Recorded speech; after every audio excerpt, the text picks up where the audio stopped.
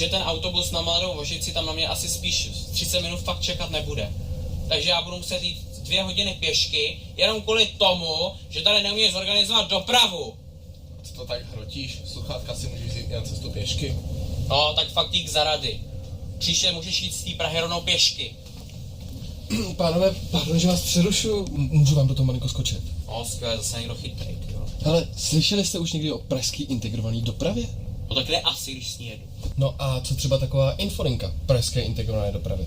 Infolinka? To je se nějaká reklama nebo co? Ne, vůbec žádná reklama, normálně telefonní číslo. Tam se dá zavolat, mnohdy s něčím praktickým poraděj a dost často i pomůžou. Právě třeba, když se nestíhá takhle přípoj, tak to prostě zaříděj, zavolají na dispečenka, zaříděj to. Jo, pomoct. Ty mi akorát tak řeknou, že jsem měl jet o 2 hodiny dřív. Ale vůbec, pojďte, hele, to se klidně můžeme rovnou na to podívat, můžeme tam zavolat.